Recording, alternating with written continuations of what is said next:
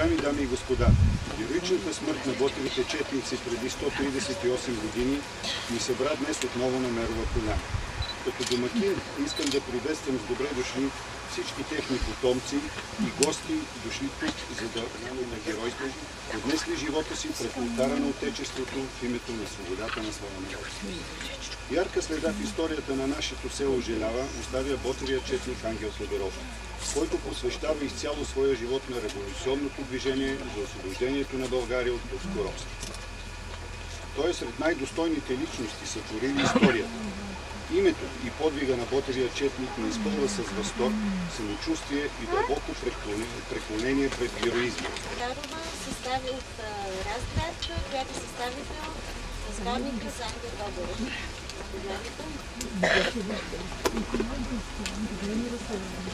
Уважаеми жители на село Желява и региона, уважаеми земляци от град София, госпожи и господа, от името на групата от Разград и село Благоево, от името на родствениците на фамилия Ковачеви, каната да вземем участие във възпоменателното тържество в памет на 138 годишнината от стъпването на Христо Ботев и неговата чета на българския Козлодуйски бряг и 138 годишнината от гибелта на неговия четник, нашия земляк, герой Ангел Тотев Ковачев, останал завинаги приютен в своята младост в недрата на Мерова поляна край село Желява.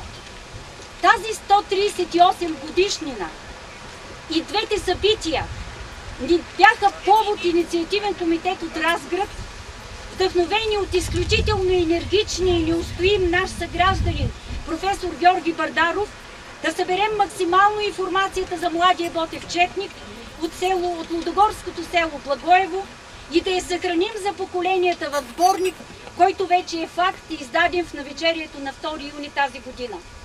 Искрено благодарим за безрезервната подкрепа и съдействие, което получихме от вас, жителите на село Желява, от кмета господин Шартански, от читалищните дейци на село Желява, от туристите ветерани, от спонсорите, за да реализираме този сборник.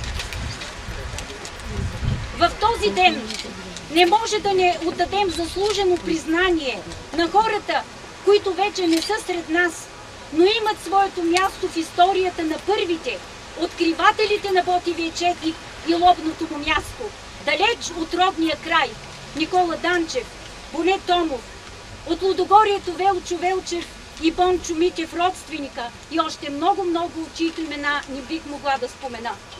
Специална благодарност за всички автори на материали, включени в сборника, на главен асистент доктор Евгения Гранчарова, на академик Георги Марков, на журналиста Кирил Янев, на когото дължим разбунване тайната на Мерова поляна, на нашите софийски земляци, доцент Хинко Хинчев, на професор Георги Бардаров, на всички присъстващи днес на това тържество. Пожелаваме от сърце много здраве, много успехи в личен и професионален план.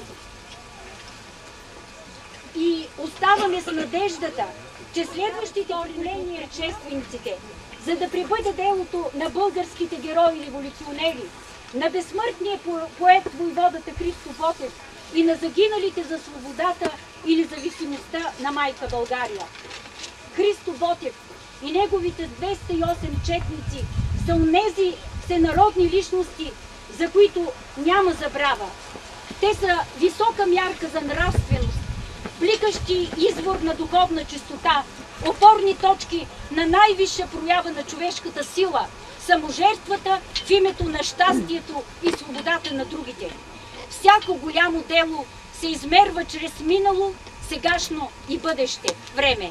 С името на Ботев, с личния му пример, с безсмъртното му определение за смисъла на борбата, то с който падне в бой за свобода, той не умира. Загинаха хиляди герои, отдали живота си във войните на България, в епичните битки, проверки на мъжество и саможертва. Делото на Христо Ботев винаги ще свети с чистота и преданост и винаги ще ни учи и пречиства, ще ни вдъхва смелост и вяра, ще ни крепи славния път към победата над враговете, на прогреса, на хуманизма, на мира, на социалната справедливост и свободен демократичен свят.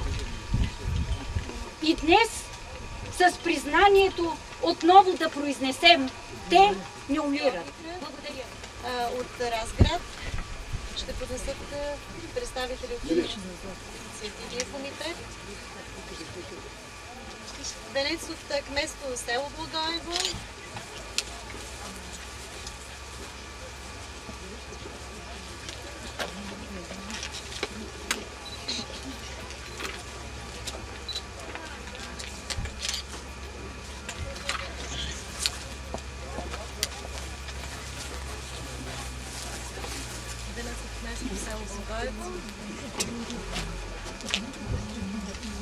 Те не искат да закрият фото.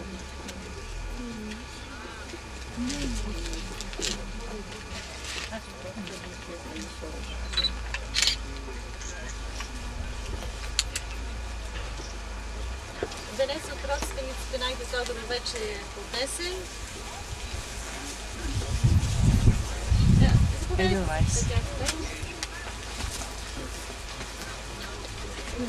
Земляческо дружество в България.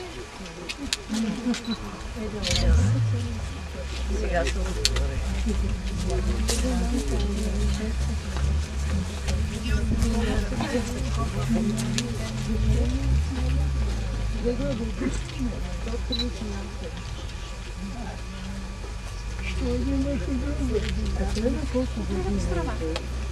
От другата страна.